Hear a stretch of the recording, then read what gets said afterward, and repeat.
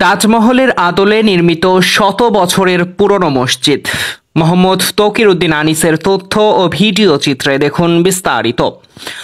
কালের সাক্ষী হয়ে চট্টগ্রামে আজও দাঁড়িয়ে আছে শত শত বছরের পুরনো একটি আজগর আলী জামে মসজিদ। দূর থেকে হঠাৎ দেখলে মনে হবে হয়তো এটি কোনো রাজা বিরাজেদের গড়া একটি তাজমহল। তবে না, এটি একটি ঐতিহ্যবাহী মসজিদ। ধারণা করা হয় প্রায় ৩০০ বছর আগে তৎকালীন জমিদার আজগর আলী তৈরি করেন এই মসজিদটি, যা আজও দাঁড়িয়ে আছে কালের সাক্ষী হয়ে।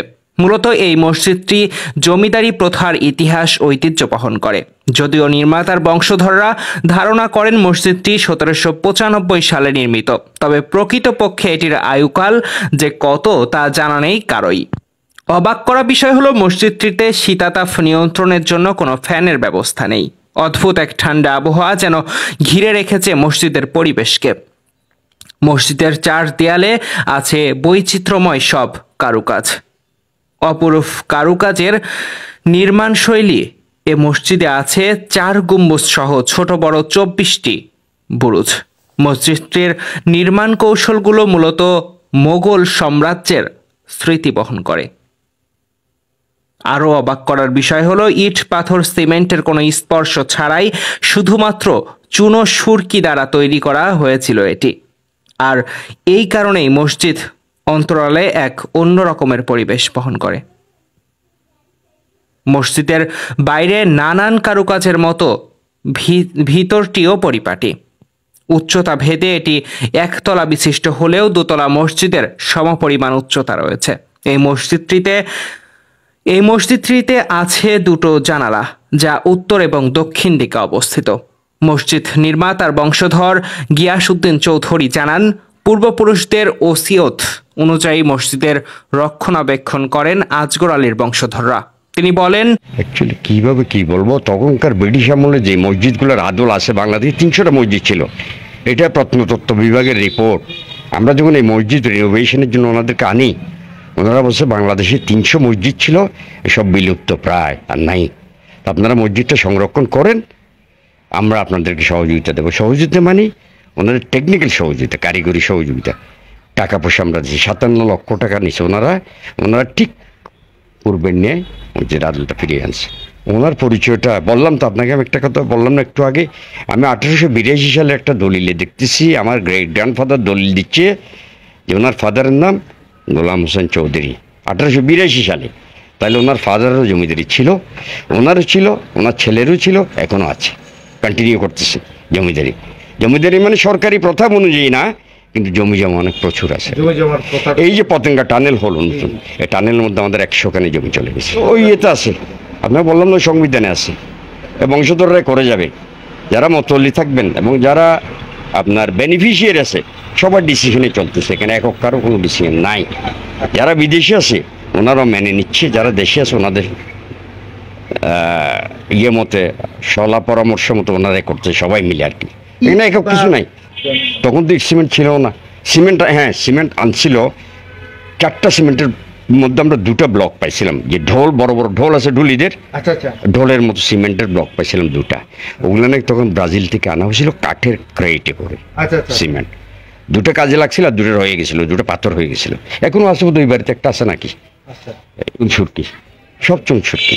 এরা যে রিনোভেশন করলো প্রত্নতত্ত্ব বিভাগ, ওরা তো চুনসুরকি দিয়ে করছে না। ইনশাল্লাহ সব যদি বংশের মধ্যে কেউ জীবিত না থাকে তখন যেতে পারে। নির্মাণ আমার বংশধর পূর্বপুরুষেরা করে গেছে, এটা ভুল হবে, আমার পূর্বপুরুষেরা করে গেছেন। এটাই ৩৯ জন কি বলে মুসল্লি নামাজ পড়তে পারে, উইথ ইমাম 40 জন, 13 জন করে এক লাইনে, 3 × 39 ইমাম সহ 40 জন লোকের ইয়ে হয়, আপনার জায়গা হয় নামাজের। পরিবেশের কারণে আপনি উত্তরে দেখেন খোলা, দক্ষিণে দেখেন খোলা, পূর্বে দেখেন খোলা, পশ্চিমে খোলা, কিছু নাই। যার পরিপ্রেক্ষিতে আপনি এটা ফিল করতে পারতেছেন। এই যে পশ্চিমের মসজিদ নতুন যেটা আমরা করলাম গত 4-5 বছর আগে, এটা প্রায় 4.5-5 কোটি টাকা ব্যয় হয়ে গেছে অলরেডি। এটা আরও ব্যয় হবে, 1-2 কোটি টাকা আরও ব্যয় হবে। ওইটাতে যে আপনি গিয়ে দেখেন বারান্দার যে লোকগুলো শুয়ে আছে, ওখানে কোনো ফ্যান নেই, প্রচুর বাতাস, ডিউ টু ওপেন স্পেস। ওগুলো সব আপনি বাড়ির সীমানা, ওই বাড়ি ওই ওইদিকে একটা রাস্তা আছে, সীমানা নেই, একটু সি পর্যন্ত এখানে কারো কোনো জায়গা নেই। 200+ 200+ অবশ্যই হবে, কিন্তু এক্স্যাক্টলি আমরা ফিগার বের করার চেষ্টা করতেছি এখন। আপনার নাম? গিয়াসউদ্দিন চৌধুরী। আমাদের কিন্তু বহুত পুরানা আজগর আলী চৌধুরীর মসজিদ ইয়েন আরও দেখি আর বাপ দাদা ও দেখি কি এখন আর নামাজ কালাম পড়ছি ইয়েন এখনও পড়ির আল্লাহ দিলে এনে মনে করো ইয়েন যেটা আছিল আবার আবার আর রিপেয়ারিং করা কি দিয়ে এবার নতুন মসজিদ ইয়েন গড়ানোর বারবার খালি আজগর আলী চৌধুরী জামা মসজিদ অনেক পুরানা, 1775 খ্রিস্টাব্দের মসজিদ। অনেক দূরে দূরে থেকে লোক আসে, বিদেশের থেকে আসে, অনেক জায়গা থেকে আসে মসজিদে। না এখন অনেক পুরানা মসজিদ, এটা এখন বাংলাদেশে নাই, এখানে আছে, এই জায়গাতে আছে। আসসালামু আলাইকুম, আমি আহনাফ হোসাইন। আমি আসছি হচ্ছে লক্ষ্মীপুর থেকে। আমি এই মসজিদটার কথা যখনই শুনি তখন আমি এখানে চলে আসি, কারণ আমি বিভিন্ন ভিডিও নিয়ে কাজ করি। তো এই মসজিদটা নাকি খুবই দর্শনীয় একটা মসজিদ, আরও অনেক আগে নির্মিত হয়েছে, আজগর আলী চৌধুরী মসজিদ। তো এই মসজিদটা দেখতে আমি চলে আসি সেই চট্টগ্রাম বিশ্ববিদ্যালয় থেকে। আমি চট্টগ্রাম বিশ্ববিদ্যালয়ের একজন স্টুডেন্ট। তো এখানে এই মসজিদটার মধ্যে আজকে আমরা সারাদিন যাবৎ শুটিং করতেছি আমাদের একটা ইসলামিক গজলের, কারণ এটা দর্শনার্থী মসজিদ, এরকম মসজিদ আসলে সচরাচর আমরা দেখতে পাই না, ঠিক আছে? তো এই জন্য আমরা মসজিদে আসা, আজকে সকাল থেকে আমরা এখানে আছি। তো খুবই দারুণ লাগছে মসজিদটা, কারণ এত সুন্দর মসজিদ, এত পুরাতন মসজিদ আসলে খুবই বিরল। এগুলো হচ্ছে আমাদের বাংলাদেশের ঐতিহ্য। যেমন আপনাদের চট্টগ্রামের মধ্যে আরেকটা মসজিদ আছে আন্দরকিল্লা জামা মসজিদ, ওটার মতো প্রায় এটা একটা পুরাতন স্থপত্য। এগুলো হচ্ছে আমাদের বাংলাদেশের ঐতিহ্য। ব্রিটিশ আমাদের প্রথম দিকে মসজিদটা নির্মিত, আমি যতটুকু জানি মসজিদটা নাকি বালুর সাথে নাকি ডিম দিয়ে করে তৈরি করছে, এটা গুজব হইতে পারে, আমি সেও জানি না।